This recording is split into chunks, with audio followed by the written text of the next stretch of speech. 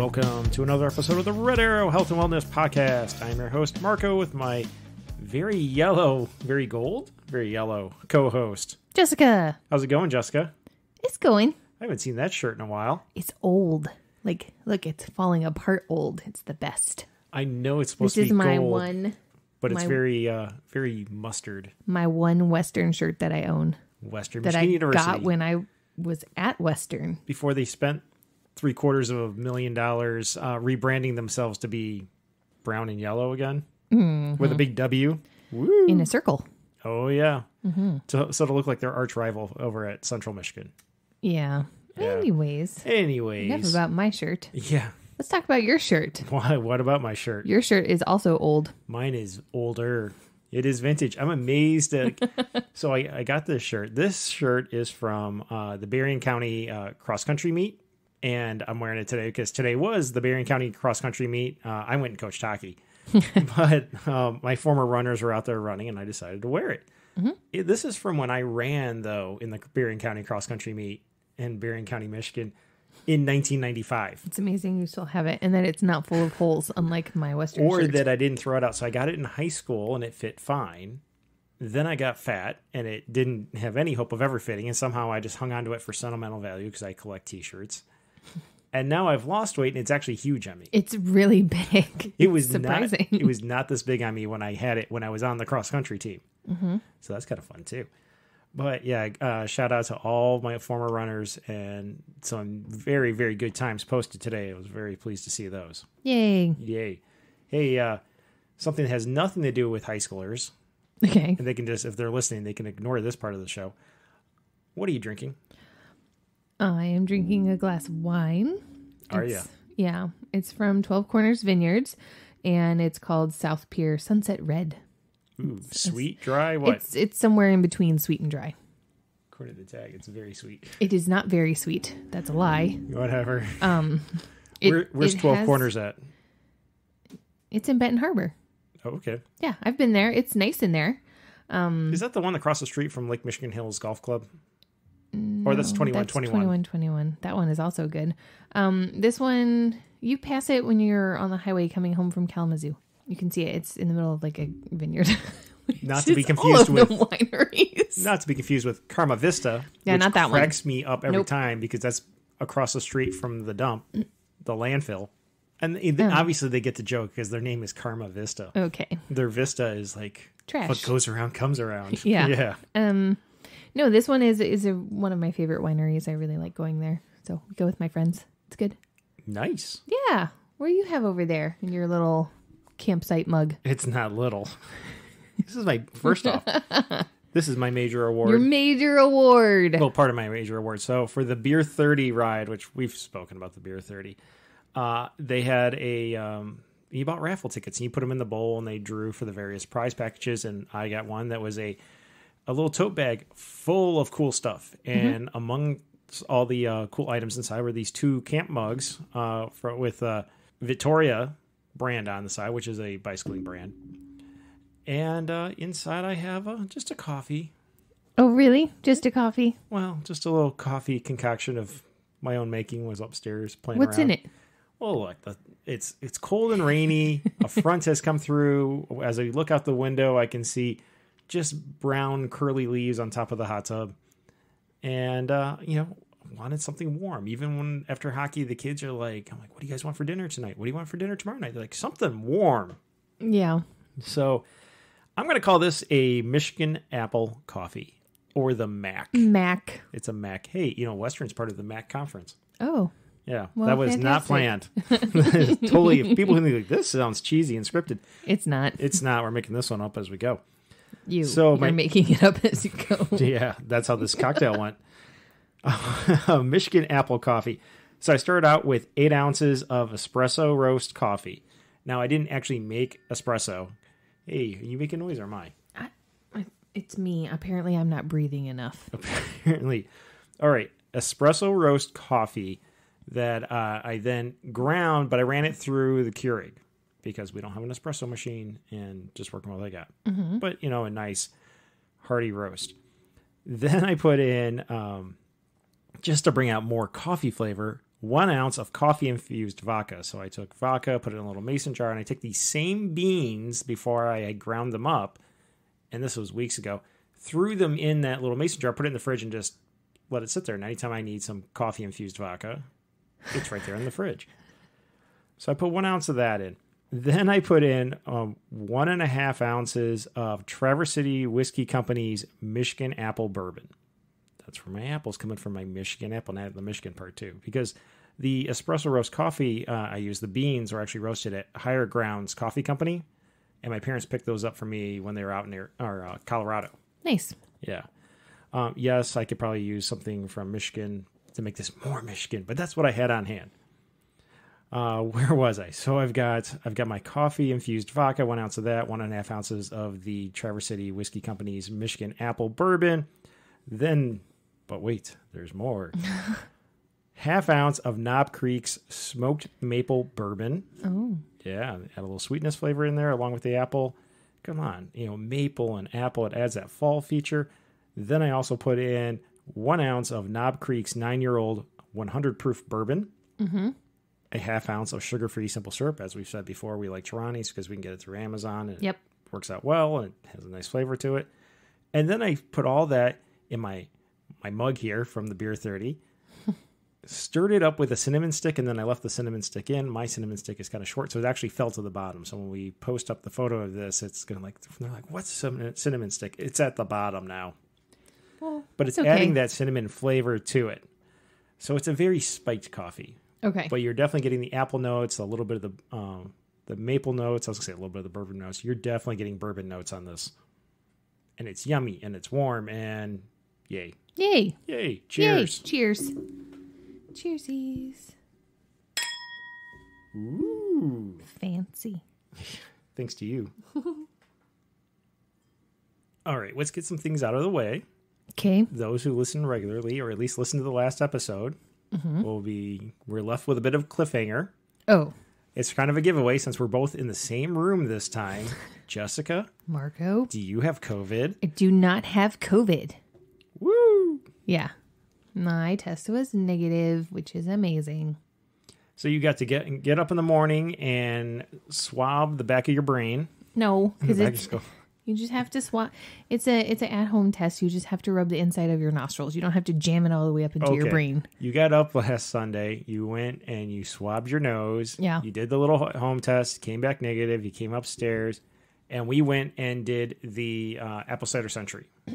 Yeah, we did. Which is a fall tradition. This was the 48th edition of this, and keep in mind, like last year's didn't happen. So last Sunday of September every year in Three Oaks, Michigan, and they give a variety of routes. You choose your route.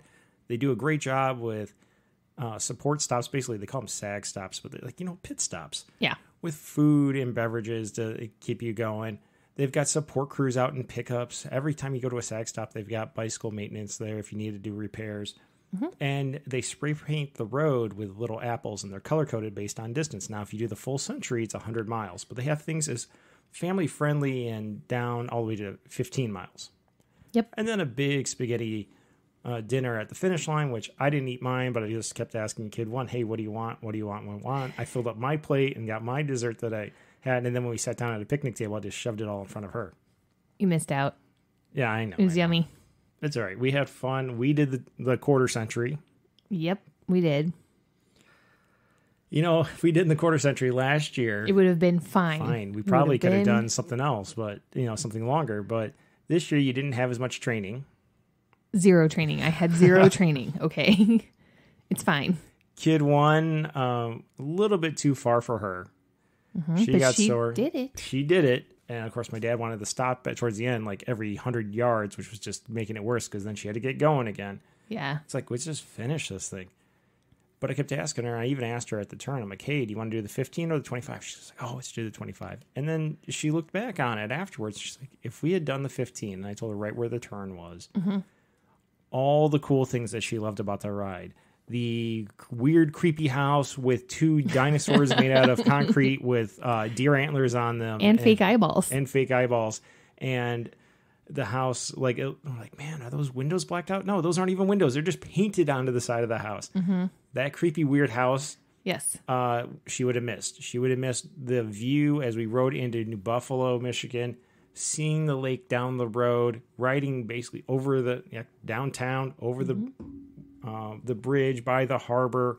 She would have missed that. She would have missed the SAG stop by New Buffalo High School. With Cookie Man? Cookie Man, where he's like, do you want 1 cookie or 2? And she's like, 2. And by the time she left that stop, he had given her 6. Yeah. It was insane. She thought it was hilarious. Missed this cool stretch of road where it's usually a private drive that no one can go on unless you live in that street. Well, they had made arrangements for the riders to go down this one to keep them away from Red Arrow Highway. And it's cool, really cool, mostly probably second homes for people from Chicago, given all the Illinois plates through there. But very, very cool looking homes overlooking the lake. Mm-hmm. And there's just that sense of accomplishment. Blah. It's been a long day already so far. A sense of accomplishment of doing 25 miles when you're 12 years old. Yeah, she's a Banff. Yeah, she is. Mm-hmm. And you survived. I survived. How's your butt? Bruised. Still? But I survived. No, it's better now, but it was bruised. So that was exciting. Kid number 2 wants to go next year. Kid number 3 is asking to go. Hopefully he gets something with a little bit bigger tires. Yeah. Then I don't know if he has 12 or 16 I don't think tires. the current bike is going to make it. No. I don't even think it could do the 15. The 1-speed? Yeah. That's a bad idea because there's some serious hills. But it's fun. And we had beautiful weather. It was gorgeous. Some of the riders were like, well, it's kind of windy today. It's like, it's a beautiful breeze. Yeah. It wasn't anything not to too complain hot, about. Not too cold, sun. Like, we definitely got sunburn. Yes, we did. I still have, like, my nose is bright red, and I got a wicked tan line because I was wearing a jersey that had nice armbands on it that held it in place, but it didn't slide. So it's like a hard line on both biceps. My lips got sunburned. That was a bummer. I packed chapstick for everybody. Everyone's little bike bag on their bike. I put in a new thing of chapstick for them. I know, but still, sunburn. It happens. It does. Oh well. You had fun, right? I did. You gonna do it next year? I think so. You got a new present just outside of the my office I do. door. I'm super excited about my new present. It's a bike trainer. Yay! That was loud. That was loud. All right. But we'll get into the bike trainer. We're going to do a bikes episode down the road. No pun intended. Actually, that's a fun little pun, but no, it was not intended. For now, we've got a different topic tonight. But before we get into that, that wasn't all that happened last weekend. What else happened? Oh, we had a big weekend of hockey. Always.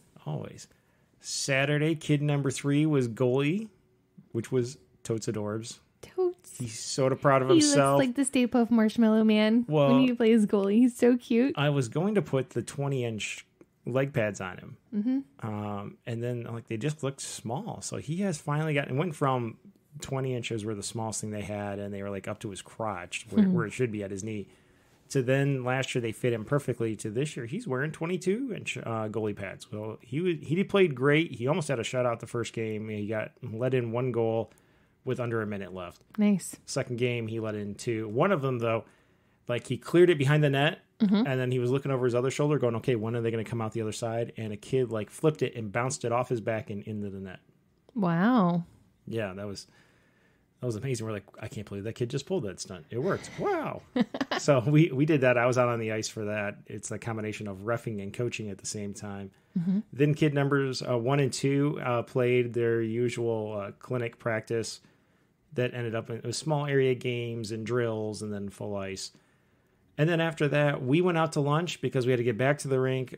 Kid number 1 came back to play with an all-girls team who was they had asked her to play because they were without a goalie, and then they had another goalie.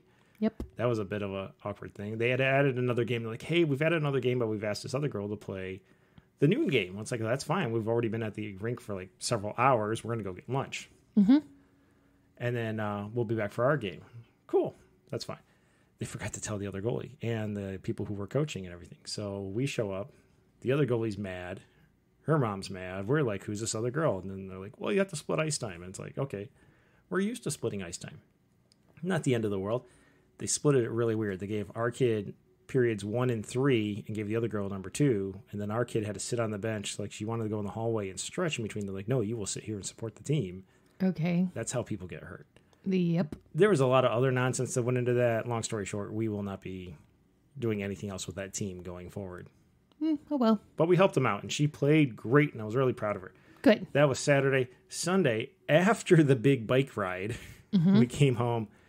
I had the late game for Beer League.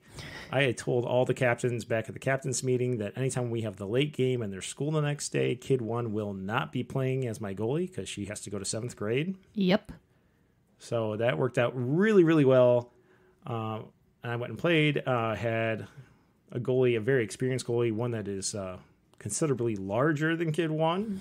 I'm not saying he's fat. He's actually like 1.5 feet taller than she is, maybe 2 feet taller than her. And he can move. Mm-hmm. The result was pretty much the same. We lost 6-3.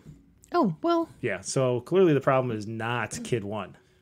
I think you should start scoring goals. Yeah, I think so too. That's what she has said, like the first game. She's like, you need to tell your team to score more goals. That's like, hilarious. Your team too. Yeah. Get in there, Kid 1. Tell those boys that. She's back in net this week. We'll see how it goes. Maybe we'll finally get a win. We'll see. We're one of 3 teams that are winless right now out of 8 teams on Sunday night. It's all right. At least we're not alone. Although one of those other teams is probably getting a win this week because the other 2 winless teams are playing each other. Oh. Fun. Yep. Somebody's going to win. Maybe. They could end up in a tie. A 0-0 tie? I mean, I don't know.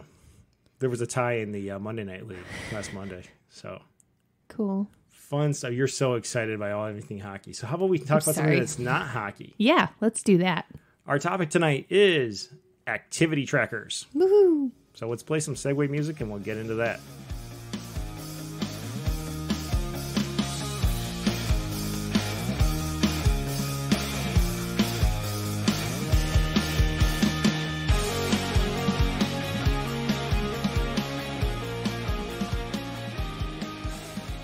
Okay, Jessica.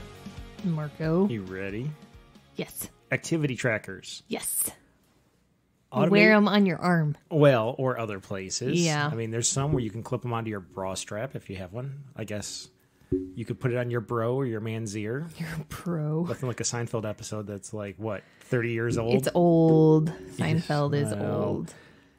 Anyway, automated devices that collect all sorts of metrics on you. Performance data, biometrics. It's great. You and I are data people. We love data. We've been tracking our own performance data and health data for a very long time. And way back in the day, it all had to be done manually.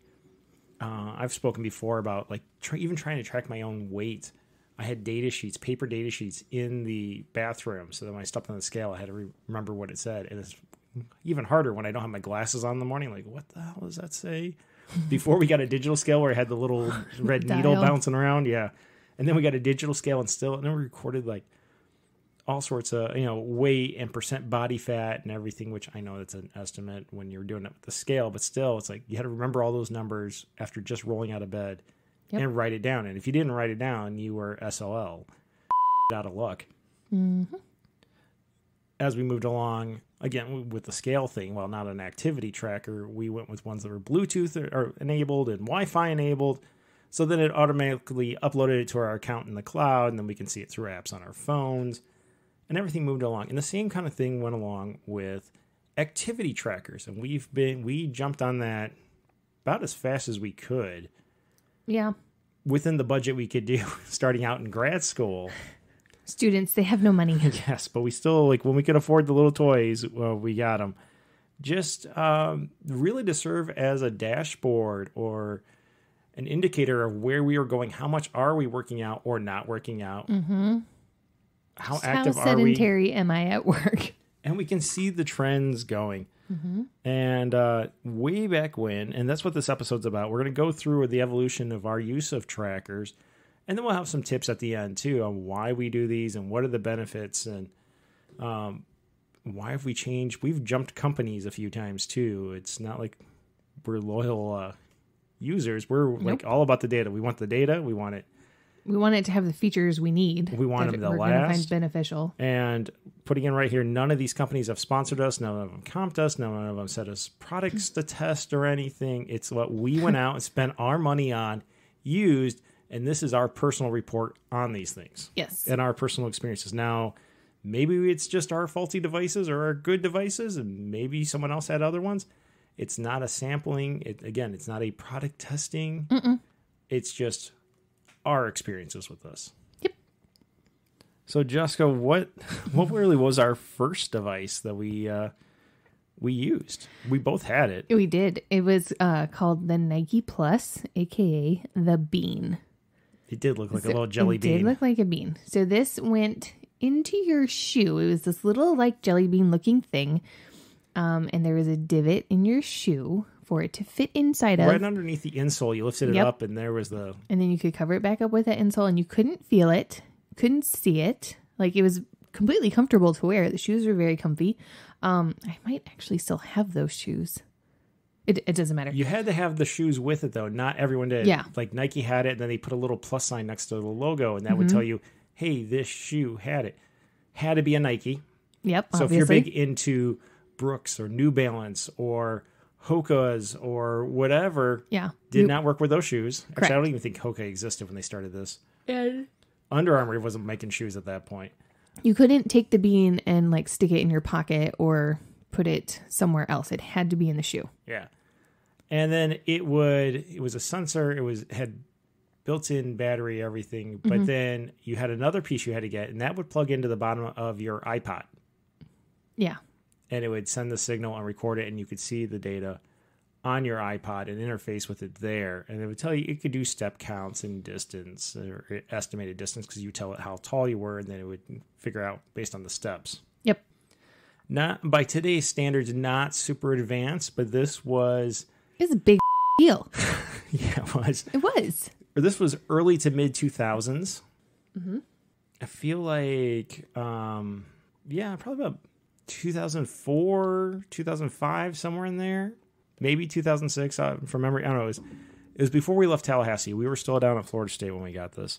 Yeah. And like I had the iPod, what was it? The iPod Nano 3 or whatever. It's the little square one, and it had a color screen with the dial.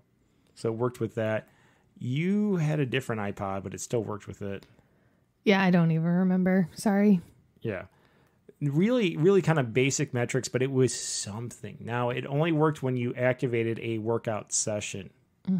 It didn't record your steps all day long, but he said, hey, I'm going for a run. You could start it. Yes. And go in and record it. And like, I'm done. And it wasn't using GPS or anything. It wasn't even using like a cell signal to approximate GPS. It just gave you Oh my God. foot traffic. What? So I went and found a picture of this because I could not for the life of me remember what the thing was you plugged into an It was iPod. like a little But bar. there it is. It's this little white rectangle. You stick it in the bottom of your iPod. Yeah. And I came across that thing the other day. This and is I before was they came like, out with the lightning port. yes. And I was like, what in the hell is this? I don't even remember what this goes to. But yeah. That's We still fun. have two of the iPods that it would work on. Do they work though? I have no idea. Probably not. I saw them in a drawer. So let's kind of run through this, and this will be kind of the format for the episode. What were the pros to the Nike Plus, aka the Jelly Bean? It fit in your shoe and it connected to your iPod. Those were the pros. And it was automated data. Yeah. And it was better than at that time. There was a lot of pedometers, like low tech Yes. ones they put out, but they were like You could even get a pedometer in like a Happy Meal at McDonald's around the same time. They were not very reliable. This was better. And it also put it into a data file that you could have, and you could actually export it out to your computer and do a little bit more with it. The cons, though, no GPS, minimal tracking, but like I said before, we didn't know any better back then. We thought it was great. There was one other one, and I didn't really run into this, so to speak. I got to observe this problem, and that's that if certain airports, the TSA didn't know what the this thing was. You remember, this is shortly after 9/11. Yeah.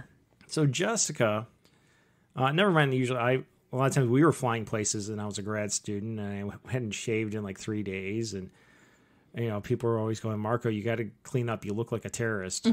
Yeah. No. I never got stopped.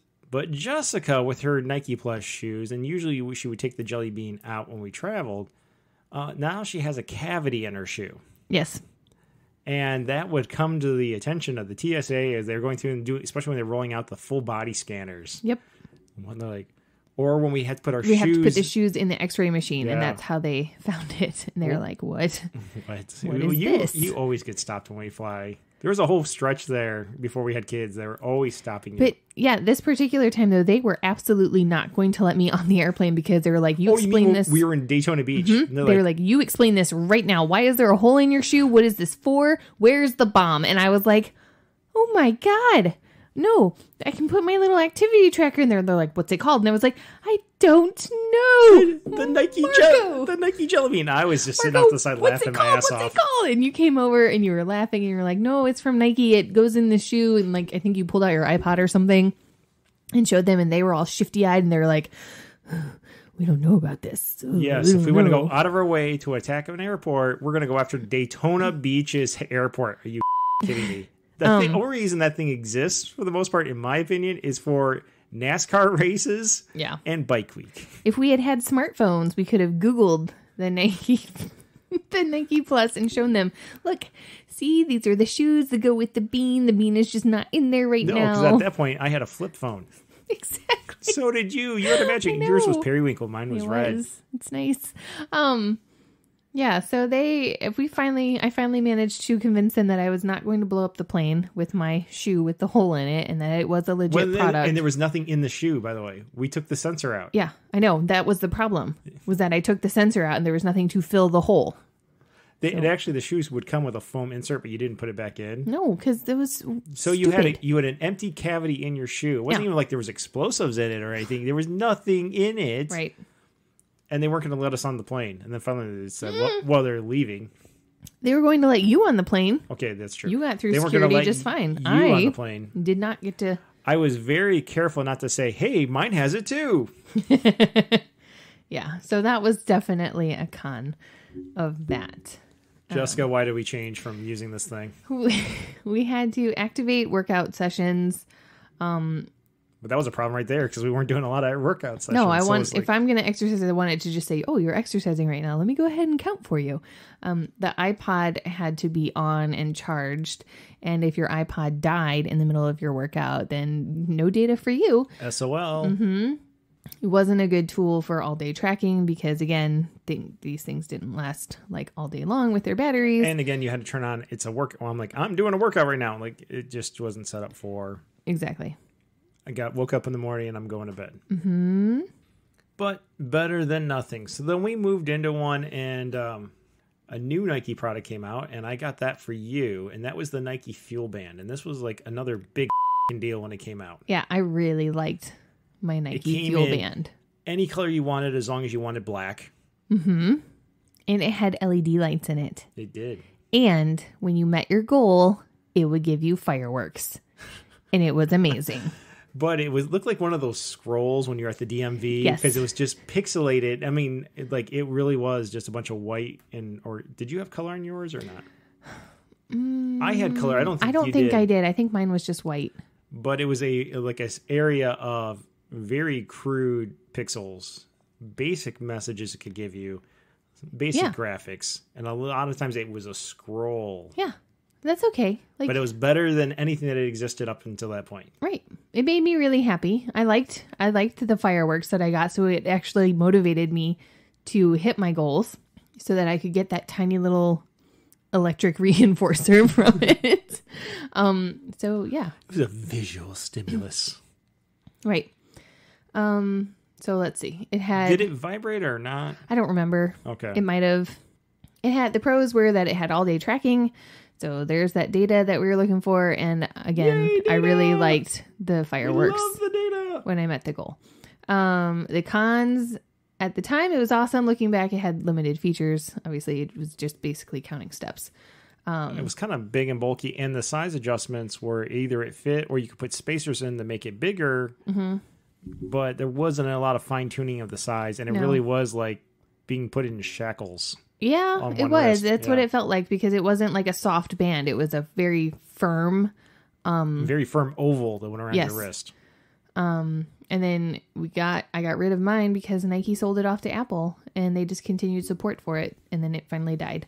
And then you liked mine. Well, not. What do you mean? Before you stopped using yours. Oh, yeah. I mean, in okay. terms of timeline and language, you liked it so much. I ended up getting one too, but by that point, they had come out with the second generation, which was the Fuel Band SE. Mm-hmm. Very similar to yours, and it had actually the app that went along with this on the smartphone. Absolutely loved, and yours and mine both worked with the same app. They had cool little challenges, and you got little badges, and it was just something badges gave you warm fuzzies, and it's like, I mean, it's just some electrons, but you were like, yeah, I want this. I'm like, it's New Year's Day. I got to hit my step goal for the day so I can get my New Year's Day badge, things like that. Just kind of cutesy little kitschy things, but it was just enough of a nudge to make you want to do the things to get your badge. So you loved yours so much. I got mine. Again, same app. Mine was the Fuel Band SE. Had a few more features. Had a few more pixels on the wristband part that read out. I also had color, and then along the way, like, it would tell you what time it was, but it would give you the progress as the colors filled up on one, basically on the bar across. And once you hit your goal again, it looked like fireworks and everything. Mm-hmm. The pros were, it's wearable, it's automated data collection. Yay, data. More features and colors than the original. You had fun challenges and badges. I'm trying to think. The con, at that point, I don't think I saw many cons to it, because the wearable technology, the wearable activity trackers were so new that we really didn't know what we were missing. We're like, holy this stuff works. Something was better than nothing. And really, I think a big downside, though, it turned out was, at my old job at that point, I was working for the DOD and all sorts of 3-letter agencies with the government. And I couldn't always wear it at work, which got in the way of all-day activity tracking. Mm-hmm. Because it was sending a wireless signal to my phone. Now, like, I worked in the kind of setting where you go into the office and you got to throw your phone into a locker. Yep.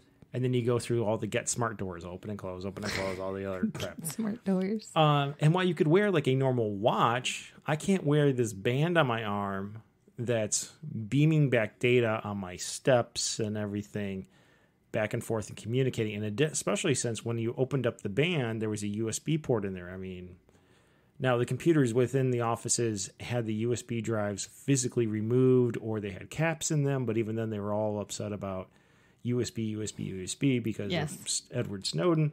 So now I can't be walking around with basically a thumb drive on my wrist. Nope. Because now, like, all the security officers are going to chase me around. So when I went into the various offices and various office suites, I always had to stop at the door, take off what was essentially my watch, my Nike Fuel Band, and put it in the locker with my cell phone. That kind of got in the way of all-day tracking, but still, that was annoying. So that was a hang-up. Now, that would be a hang-up with a lot of the other devices that are still out even today. Mm-hmm. But that also, at that point in my life, was like, God, this is kind of a pain in the ass. And it was a downside. Yeah. And then I got rid of it because really it came down to the same thing as yours. Nike sold it off to Apple, that whole wing of wearable technology, and they discontinued support. And if you looked online, it was like all the insiders and the rumor mill, like, Apple's getting ready to come out with their own thing. But all we got as users were notices of, we've discontinued it, we've laid off the support staff, or we've transferred them over to this other project. Yep. Now, the other project that Apple eventually turned out was the Apple Watch. Yep. That came out later. But in the meantime, we needed something, and there were starting to be bugs and flaws, and there was nobody on the back end to fix it, so we moved on to a different device. Mm-hmm. And you actually moved on, and that actually... I keep saying actually, God, I'm tired. Actually. It's around the time that we moved to Michigan. So now we're 2014, 2015 area when we started changing up devices away from the fuel bands. I still remember wearing mine when we moved to Michigan. Yeah. And even when we changed devices, during that changeover period, I actually wore one on each wrist. And I told it, you could tell which wrist, if it was the dominant hand or the other hand. But I wore both because I wanted to equate, are they reading steps equally? And for me, they were pretty much spot on. Mm-hmm. But your next device was what, Jess? The Misfit Shine. Ooh. Yeah. It was like a little disc. It was. I'm pretty sure mine was like a tealy seafoam green color. It was. Reminds me of like actually it looked like my car I had when I met you. You and I with our matching Chevy Corsicas. Yes. Yours was like teal and mine was aqua. Yeah. So it was a little round disc and you could put it in a watch frame if you wanted to, or you could clip it on to your shirt or your pants or your bra, or you could put it in a pendant and wear it as a necklace. I was super excited about it because I wore mine as a watch. But I was the whole reason I wanted this one was because it was waterproof and I love to swim and I really wanted an activity tracker that would count my swimming as part of my, exercise goal. And it wouldn't like completely die if I got it wet. So. And the user interface wasn't too far off from the Fuel Band, whereas the Fuel Band had this bar of little dots and it could tell you the time and some stuff. Mm-hmm. This thing was tiny. And it just had a circle of little dots around the outside. Yep. And then that would act like almost like even though it was digital, almost an analog little clock could tell you the time, but you had to know, make sure you have it oriented the correct way. Otherwise you'd be off, obviously. Yeah. But depending on where the little dots were, that was what time it was.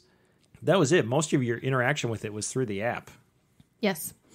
I never had any like massive problems with it, but really, we had to return it, like send it back to customer service and get another one back because it sort of died in the pool because there was a flaw where it wasn't actually waterproof like it said it was. Which is weird because part of their marketing was like, wear it swimming. Right. That was the big deal with that product. So I did that. I wore it swimming and it was fine for a couple of months and then it just said no more. I can't be this wet. Customer service, I remember, was actually really good. They sent me a replacement right away. But that replacement died like within 2 weeks. And so I contacted them again and they were like, well, we just sent you one. I don't know. And at that point I got like really turned off. And even when it wasn't dying, it was still dying because the battery was not very long. Yeah, so like the lights they weren't as bright. So it was hard to tell where exactly I was at. Could not make it a whole day without a charge. Nope. Maybe that's just your experience with the 3 you had. Yeah. So the pros for it, low profile. I wore it as a watch. It was comfy. It was thin. Yeah. It was like what, like about the thickness of a few quarters stacked. Mm-hmm. The biggest about the diameter too. Yeah. The biggest pro was that it was supposed to be waterproof. You could wear it swimming. Cons, no useful visual interface on the device other than through the smartphone app. And then I changed because it was temperamental. It stopped working, battery life issues, and not very functional. Some might say a piece of but it didn't quite deliver on everything that it promised. And that was frustrating. I mean, in hindsight at that point, it's like if they had waterproof, the Fuel Band. Oh, I would have kept my Fuel Band forever. I love that thing. And kept supporting it, yeah. Right. Yeah, I really did love it. So what did you change to? I changed to the Fitbit Charge HR. And the HR was for heart rate. And that was a big deal right then because now there's a wearable technology piece that isn't like a piece of biomedical hardware you got from the hospital and your doctor, but it gave you a pretty good reading on your heart rate. It wasn't perfect. I mean, you're definitely not hooked up to one of those heart monitors with the pads all over your chest, but it was good enough to give you good estimates and give you an idea of like, are you in a healthy range? Should you go see a professional? And that was kind of a big deal because you were also having heart palpitations. Yeah. Yeah, I did go through that. That was exciting. Yeah. No. So we jumped ship and jumped on the Fitbit bandwagon at this point. And the pros for the Charge HR was that it gave me way more data, including that heart rate and then the sleep data too. Because they would tell you, were you in a deep sleep? Were you in REM? Were you just sort of lightly sleeping? And that was really nice. And you're back to a bracelet. Mm-hmm. And now the hard part, like it was hard across the back of your wrist, but then it had a soft piece that went around the rest and it adjusted like a watch. So it was an improvement over what the Fuel Band had. It did have like a little tiny sliver of a screen kind of bisecting the width of it. Mm-hmm. Are you looking up to remember what it looked like? I am. I'm pretty... Yep. Okay. So it would tell me it had a little heart icon, and then it would give you your heart rate. You could cycle through your different metrics. And it was big on steps. I mean, Fitbit's thing was always about steps. Get your 10,000 steps for the day, yep. or 7,000 or whatever. Yep. And that was good. So it, it worked until it didn't. It wasn't waterproof, so I couldn't wear it swimming, and that was a bummer. It didn't have GPS. And the friggin' battery died in less than a year, like had to be replaced, died. Which again, they had really good customer service. If it was still under warranty, they would send you a free one, no problem. But if you were outside of that warranty, even by a day, no, you're not getting a new one from them. Which became a common theme in our Fitbit experiences, that they would survive past the warranty. But just barely. Just barely. Or we would notice like, when the new product comes out, it would coincide with like ours almost overnight turning to crap. Yes. Funny how that works. I have my suspicions. What was your next but one? nothing to back them up other than a few anecdotals. Mine, so coming off the Fuel Band, I was stuck with the Fuel Band while you went to the Misfit Shine, and that really was more of an experience of a summer. Yeah. It wasn't long. And around the time you went to the Fitbit Charge HR, I thought about it because, again, I loved my Fuel Band, and I'm like, well, this thing, and it's a skinny little thing, but I'm like, hey, they got this smartwatch. And Apple was getting ready to come out with the Apple Watch, but nobody really knew it, and it was crazy expensive. I'm like, hey, here's one. It's like your Charge HR, but it's a watch. And it wasn't color, but it did do heart rate, and it had GPS, and it did steps, and it did all sorts of things. The GPS alone, was great because I didn't have to have my phone with me, although I usually did. And then it would export the little map to my phone. So, more data. Love this. Where did I run? What were my mile markers? What were my mile splits? Mm-hmm. Spoiler alert, bad, because I was still really fat at this point. But, I was trying and it was improving, and I was tracking all this data and doing treadmills and trying to lose weight. So, yeah, I kind of liked it. It was not the most comfortable thing. It was this big, bulky piece over my wrist, and then it went down and it had a band. The band, the watch were all essentially one piece. You couldn't change out the bands, and that was really a con. It was big and bulky. You couldn't change the bands, and that actually eventually led to why I got rid of it. One, the degraded battery life. Mm-hmm. It's like, I don't really want to charge this thing twice in a day. The other part was the band broke, and there was no way to replace the band. I was just like, so this whole smartwatch had to be tossed. Actually, I still have it, and that's like a bad habit of mine, is keeping outdated technology. Mm-hmm. Maybe I will need the parallel cable for a printer from 1994. You won't. Yeah, for the serial port. No. Maybe I will need this zip drive with the, it looked like a giant floppy disk, only held 100 meg. Yeah. 100 meg, oh man. There was the Jazz drive We've that moved held on to terabytes that held 200 meg. Anyway, so yeah, I still have it around somewhere, but yeah, the band broke and it was falling apart. It was great while it worked, because especially with the heart rate thing, I was getting back into playing hockey at that point. And, there's always the question of, when you pay for a beer league, hockey league, how many shifts am I getting? Am I getting them or not? Mm-hmm. Am I getting shortchanged? You could tell when you looked at my heart rate for a hockey session when I had a shift, because there would be, obviously it was up because you're breathing hard and everything, but then when you go out on the ice, there's a spike. I could count the spikes, and I knew how many shifts I had. So I could tell when I had a great captain how many I was getting, and then I could tell the games where I had a captain and I was getting screwed out of them. I was like, well, wait a minute, you brought in a bunch of subs and you threw the regulars 3 deep. I'm losing 2 shifts a game here. All that kind of stuff. So there's a lot of pros to it, but yeah, the fact that it didn't last, down the long haul, it really the battery degraded very quickly after the warranty wore out, and that the band broke, and there was no fix for it. They ended up sending me a discount on their next smartwatch that replaced the Surge. Yeah. But you ultimately had to replace your Charge HR before I replaced my Surge. I did. So what did you replace your Charge HR with? I went with the Fitbit Charge 3, and this one was super exciting because this one was waterproof. So back in the pool I went. This one actually was waterproof. No, funny business with it just crapping out one day in the pool. That was the best thing for it. But I started to get jealous of the smartwatch features. So that would be the con. Yeah, and the battery life. But you did like it so much that we ended up getting Kid 1 a Charge 3. Yeah. And hers was like lavender with rose gold connector or something on it. It was pretty. This lasted a really, really long time. I actually still have it. It's upstairs because You were wearing it as recently as early this summer. I was. But I'm not going to wear it ever again because something has happened inside of it, and the screen, the lights inside the screen are so dim.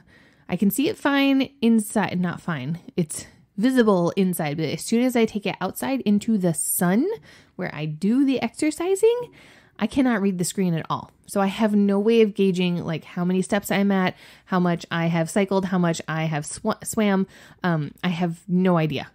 Without opening the app. And while we're jumping through devices pretty quickly here, I mean, Fitbit replaces one of their items, like their smartwatch gets replaced about every other or every third year. Same with their chargers. They come out with a newer model. So if you figure roughly about, and I'm sure I could look up when the new models go, when the Charge 3 came out, you got it. If you figure that 2 years later they came out with the Charge 4, and 2 years later they came out with the Charge 5, well, Charge 5 just came out. So it's about 4 years ago you got this thing. Yeah. So It had 4 years is a really good run, I think. Yeah, unfortunately, that is about did all right compared to the other Fitbit items we've had. Well, it was what, like which is hilarious $150? There's a bunch on this list. Well, something like that. Something like that for yours. I kept getting the watches, which yours were more, which pissed me off that they don't last that long. But yeah, I was very happy with the Fitbit Charge 3 until I wasn't. Until you couldn't read it anymore. Until I couldn't read it. That is my biggest complaint, was that the screen basically died and it became unreadable without opening up my giant app on my phone. So, yeah. I replaced my Surge with and I was annoyed that I had to replace it, but I really did like the replacement. I got the Fitbit Blaze. So this was way thinner than the Surge. It was about the thickness of a normal watch. And it had these interchangeable bands, and it really wasn't just a whole band. It was the band and then also this frame that it fit in. So it was really just a little square. And you popped it into the frame, and the frame attached to the band, and wore it like a watch. Had a color screen, which was nice. It had more features than the Surge. Now, it still wasn't waterproof, so I had to be careful around the pool. This one, unlike the Surge, which had GPS, standalone GPS, the Blaze did not have GPS. It approximated it by using your cell phone signal to kind of triangulate where you were. And it wasn't too bad, but it wasn't perfect. And there was times where I'm out doing a run, and it's like, well, I'm about 100 yards into the lake when I was running along the beach or something. Sometimes it's a hair off. That's hilarious. Really, I ran down the median between the eastbound and westbound lanes of I-94. Okay. No, when I was actually on a road, running parallel to it. But, good enough. It could have been worse. It was fun. It was low profile. I ended up stop using it after a while, though, because it stopped recording heart rate, and that really goofed up all its metrics. Now, it did record sleep, but without being able to sense my heart rate, and there's this little pulsing green light on the back of it that would read your wrist.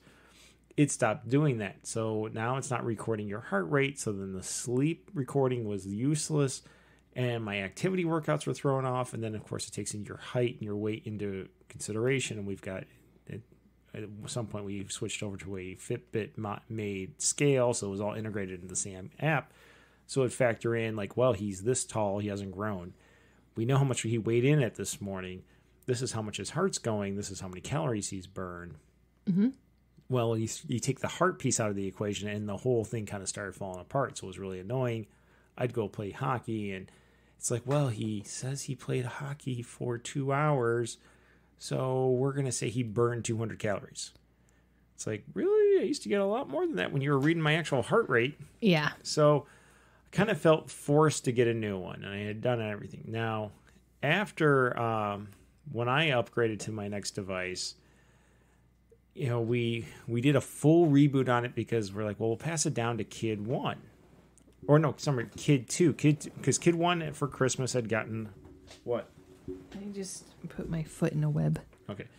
Kid 1 had gotten her Fitbit for Christmas. Kid 2 and the other ones wanted activity trackers. We were doing Summer Racing Club, which was the precursor to the Red Arrow Challenge, which we've actually already kind of wrapped up for Red Arrow Health and Wellness.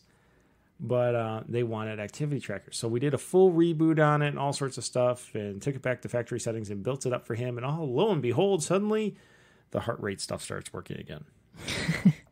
So he squeezed more usage out of it, but at that point I had already moved on to my next device. Yes. And Which was? The Fitbit Iconic. So this was like the Blaze. It was thin. Had changeable bands like the Blaze. It had a color screen. It was waterproof this time. It would auto-detect when I was doing laps. It was not perfect, I noticed, because when we do laps in the pool, I'll count down and back, and every time I get to 10, I pop my head out, and we have sidewalk chalk, and we do tally marks. Right. And so then we can calculate how much we've done. And I've told it how long a lap was in the pool, but it still was off on the measurements, but it did all right on the swim piece, but definitely waterproof. It had its own standalone GPS like the Surge. So it's unlike the Blaze, which was using cell phone to approximate what it was doing. I liked it, and it fit well with inside my hockey, my gloves. So I'll wear these when it's hockey. The Surge was big and bulky. It was a pain in the The Blaze was nice and thin. I always was afraid that it would pop out of the frame and slide out through my sleeve or off the cuff. The Iconic, I didn't worry about it. It was good. I got to say, like, the cons on this one, I loved it until it completely crapped out of me. The screen became darker and darker and darker until I couldn't read it anymore, until it was just jet black. It had a touch screen on it, and the touch screen became less and less and less responsive, and I'm like sitting there pounding on it, and like, come on, I want to start my run, and it's like I'm sitting there on my run or start my bike ride and track it, and sitting there just pounding away on the screen trying to get to go. And it finally stopped recording heart rate again. Well, at this point, I can't see anything on it. It's not recording heart rate, and I can't start workouts with it. And it became useless. So this summer, I actually went most of the summer without an activity tracker, which was kind of a pain in the ass because it's, am I having an active day or not? Do I need to go for a treadmill? How much have I actually worked out? How much have I just been moving around and didn't even realize? I'm just kind of flying blind, doing my best. Yeah. And it was really the same boat as you with your Charge 3. Your Charge 3 had gotten to the point where you couldn't see anything, and that died early summer, and my Iconic kind of died around the same time. Interesting. Funny how that works. Funny how that works right with the new product rollouts. Whatever. It's an interesting coincidence. Interesting. But we've moved on, and we've got new activity trackers, and we kind of hinted at this in the last episode because they were being disruptive because we haven't totally learned all the features yet. Nope. So, Jessica, what are you playing with on your watch or your wrist right now? I am playing with my brand spanking new Apple Watch 6. I ordered these, and then the next day they announced the Series 7's coming out. I'm so irritated by that.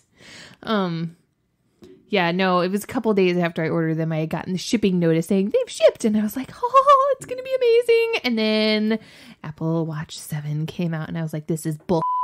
But that's okay. I would love this. We were out for a bike ride, and you're like, I want an Apple Watch. Yeah. I'm like, okay, so go buy one. She's like, you're like, yeah, I'm going to get an Apple Watch because this is why, blah, blah, blah. And you gave me the whole justification. I'm like, you don't have to justify to me, but all those points make sense. And then you're like, do you want one too?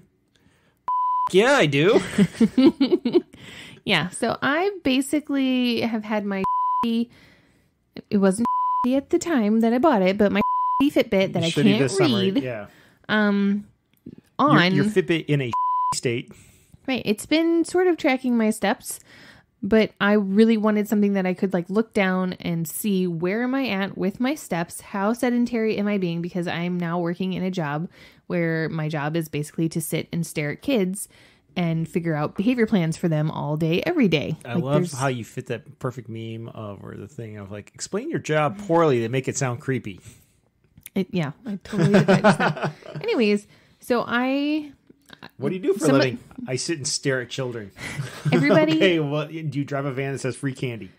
Everybody at work has a smartwatch, except for me. Like, had a smartwatch except for me. I'm the very last one to get the smartwatch. And like I was watching everybody with them, and I was sort of checking out my coworkers. And she was very excited, and she was telling me about it, and I was like, yeah, that sounds really good. And then like I had my 1-year anniversary, so there was a tiny little bump in pay, and which I'm very happy about. But I was like, you know what? My Fitbit sucks. I don't want another Fitbit. I want something that's big enough for me to actually see it, and also that's bright, and I can control the level of brightness on it. I'm going to get an Apple Watch because I want one, and I think it's going to be great. I think it's going to be very, very handy. So I got on the website, and I was like, I really want my Apple Watch to be waterproof, and it is. And I'm super excited about that. That's why I went with the 6, because it was the waterproof one. I haven't gotten to test it yet, but because it's fall. There's no swimming in fall in Michigan. But yeah, I freaking love this thing. It's awesome. I really like the circles, the activity circles on it. I get a thrill when I can close a circle and it gives me fireworks again, which is, I just really like fireworks. I'm getting that little tiny reinforcement for doing a thing. But I also like the fact that I can set up my watch face to have the apps that I most need. So like at work, I need to be able to time behaviors when they're occurring.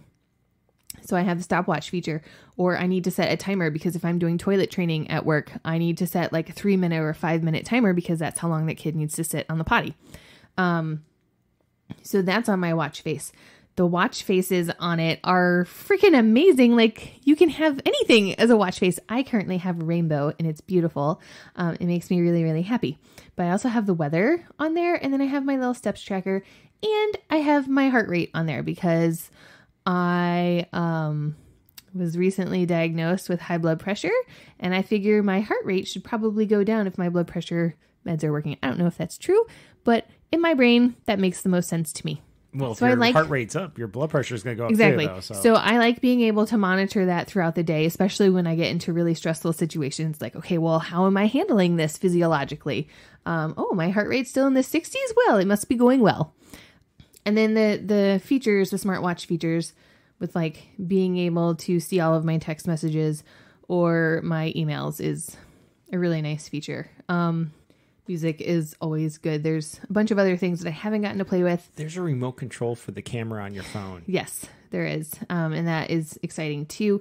There's also this one that will tell you the decibels of the noise in the room that you're in. And I think that that's amazing. And I also desperately want to get an Apple Watch for kid number 1 so that she will learn to be quiet. Well, to take it down a few notches, you don't always need to be at 11. You can take it down to a 7. I guess. But yeah, and I love it. I'm really, really happy with it. The bands are interchangeable. So when I get bored with this little teal color, I can get something completely different and it will be amazing. I haven't found any cons to it yet. So that's good. Except for the fact that I don't know how to turn the sounds off. I guess that's a con. You put your hand over. That hasn't worked. Do you turn on that feature? I don't know. Probably not. It's a setting you can turn on and it says it'll mute when you put your hand over it. Okay. So what did you replace your Fitbit Well, we kind of with? gave it away. With, oh, right. You got me an Apple Watch. We can just cut that part, okay? No, we'll just leave it in. But the other thing is you got the special Nike editions for us. Mm-hmm. So we've got into why did we give up our fuel bands forever ago? Nike sold off the fuel band division, the wearable technology division, to Apple, and all the support crew left. Well, they went into developing the Apple Watch, and they've got a special Nike edition. Now, they did keep some of their apps throughout this whole time. They've had the Nike Running Club, they had Nike Training Club or fitness stuff. And so when we were powering up and setting up our watches, it tapped into my old Nike account. And I had exported a bunch of data, and I've got it like in Excel or something. But all of a sudden, our workouts I had done from 2014, 2015 on the Fuel Band. And that was really cool and exciting, which was offset by the lack of excitement over the fact that Apple Watch and Fitbit don't talk to each other in terms of opening data, or in terms of sharing data, unless you get a third-party app. And there are some apps over there who will basically import. Oh, you've got yours too? I do. Okay. It's there. They will basically pull the data out of Fitbit and turn around and put it into Apple Watch, or vice versa, depending on which way you're going. Some other things I did, like our scale is a Fitbit-made scale. It won't talk to the Apple Health and Apple Fitness devices, but it will talk to my fitness tracker, which is actually made by Under Armour. And we use that for checking macros and everything and spot checking all that. So I've got it sending my weight over to that app, and then that app sending it over to Apple. Mm-hmm. So there's some workarounds. It's kind of annoying. But overall, I love it. It's low profile. It's doing a great job of tracking stuff. Ours have standalone GPS. We didn't get the ones that are the full Dick Tracy, have a cell plan for itself and everything. No, because I don't want to pay for it. No, that one we usually it's have our ridiculous. phones with us. But it does connect with our phone, and it has standalone GPS. So when we went for our Apple Cider Century ride, we were testing them out. They did a great job. We were pausing when we were doing breaks. I think the only mistake we made was a few times we got going again. We forgot to restart our thing. But that's common. That's human error. That's not the device problem. That's us. They're doing very well. Like you said, you can customize up the wazoo. My old Fitbit Iconic, actually, the home screen was a photo of the family. We're actually standing out the ice at the Garden Ice Arena. It's not the photo on our desk, but it's like we're all out on the ice and skates, and I'm holding. Yeah, I know what picture you're talking about. Kid number 4. And I could put that one on this watch, but right now I'm just going with an actual watch because it's giving me more readouts. Because I've got the weather, I've got my little circles when I complete things, whether it's standing or being active or exercise or steps. I'm back to tracking that. I've got my music controls for when I'm wearing headphones because I don't want to always pull my phone out, whether I'm, usually I'm not doing it when I'm biking, but if I'm out for a run or if I'm even like mowing the lawn or something. And definitely if I'm on the treadmill. And then my other one is actually the contact for you. And I love I can text to you by just talking to my watch. Yeah, that is pretty fun. And I do like getting the previews. That was one thing when my watch died, like my Iconic, and a dark screen, I'd get my watch would buzz because I got a text. And I didn't know if it's something I could ignore or if something I needed, like whoever was in the car, hey, grab the phone, or would say, hey, Siri, send a text to whatever, and we do voice to text. And now I can get a quick preview by just glancing at my watch going, this is bull. This is nonsense. Or, nope, this is somebody I need to tell my phone that, hey, I'll get back to you, or just get back to them. Yep. So you're up there and I can contact you. Still getting used to all the features, but I do love that we got Siri right on it, so I can just say, start a hockey workout, start a treadmill workout, start a aerobics workout, start a run, an outdoor run, start a treadmill run or an indoor run. It makes it even easier. I'm not scrolling through like, oh, where's the one I'm looking for? I can just tell it what I want, and it will do it. Yes. The GPS tracking was great. Pretty much spot on. It wasn't even like, well, you're riding your bike into the lake, a quarter mile in the lake along the shoreline. No, it had us right on the road. It had it spot on. I mean, I can't complain. Again, it's very new. We're still working out. Like, I'm not totally proficient with it yet, but so far so good. I like it, and it's like we've come full circle, which is funny because our activity thing is a circle. We're back with the same little, not the exact same ones, but they have the same kind of little badges that you earn that are kind of fun. While, I mean, Fitbit had that, but they didn't do quite as good of a job with that feature. The Nike ones are great. That we liked them before, and it's pretty much that same style and frequency you hit them. And we're back with a Nike activity tracker product. Yeah, Yeah. Now, there's plenty of other ones out there that exist, and we don't have the Garmin, although every so often I toy with, should I just get a Garmin for my bike? Should I throw down the hundreds of dollars? And I guess, like, if there had to be a con with the Apple Watch that we have right now, it would be the price. Yeah, it's expensive. These are the most expensive activity trackers we've had. Now, but the Fitbit ones keep coming up and up in price every time, and now they're rivaling the Apple Watches in price. And it's like, dude, you're no Apple Watch. Like, this thing has got way more features than the Iconic. Yeah. And those things, like the new generations of these coming out, now we're talking like over $300 for an activity tracker. Well, I might as well go get an Apple Watch. Exactly.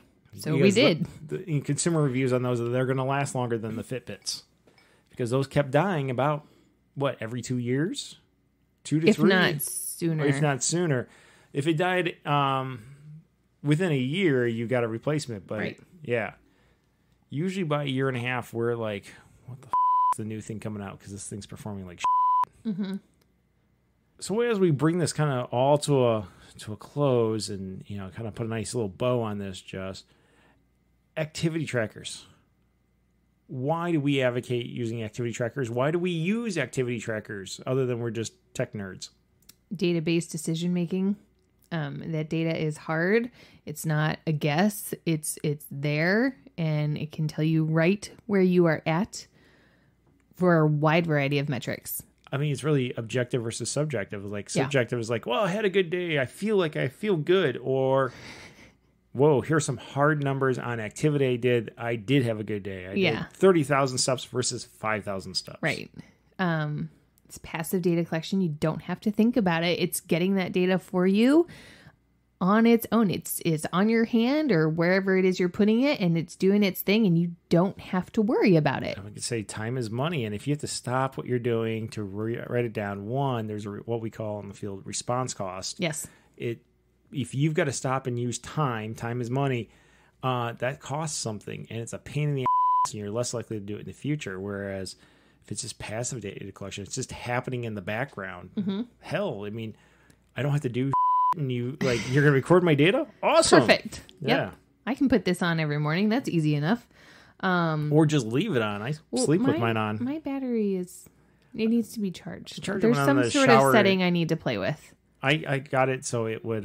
Did you just say you charge it while you're in the shower? When I'm in the shower and shaving and yeah. All right. And then I really like the celebration. Like I said, I like closing those circles with the Apple Watch, and I like the fireworks and the whatever else I used to get out of all of the other versions. I like that little tiny bit of reinforcement that this machine is going to give me when I exercise or I meet a goal. It's exciting for me. Still look at what I did. I mean, and the Fitbit did that. I mean, my smartwatches, they would give me little rainbow stripes, and then if I did it for the whole week, like 5 days in a row, I got fireworks. This one has these blazing circles that spin around, and you get the little medallions when you hit like 200%, 300%, 400%. Or, hey, you just went for your first bike ride on this watch. And, it's fun. It's like, look at what you did. Yay. And it's like, I mean, it's cheesy, but it's reinforcement, though. The reinforcement, it's going to make you do it more in the future. Yay. It's like, what can I be? It's me versus me. And can I outdo what I did before? And it keeps those records for me. Yes, it's nice. So I guess why use activity trackers? Data. Mm-hmm. Data is not always data. Unless you're a data nerd, data is not sexy. But at the end of the day, data. Yeah. So activity trackers. I would say get one. You don't have to get any of the products that we are talking about. These are just the ones we use. They didn't sponsor us. They didn't give us any freebies. They didn't give us we spent money on it. But get something, and especially if you're trying to make a change in your life, don't go blind. Treat it like it's the dashboard of your car. I mean, you don't cover that up so you don't know what your speed is and put on a blindfold and go down the road. Well, you use your eyes so you can see around you. You look down at your dashboard to see what gear you in, to know your speed. Yeah. Same thing with your health. Put on an activity tracker so you know how you're doing. Exactly. And go. So, but with all that, it's been a day. And we got so many other things to do. Let's go take a nap. Yeah. This was a good coffee. Now I'm like wired. Great. Yeah. Awesome. But this has been the 83rd episode of the Red Arrow Health and Wellness Podcast. Check back. We drop episodes almost every week. We drop them on Mondays. Check out the other ones. For now, though, Jessica, it's been fun. Loads of fun. Bye. Bye.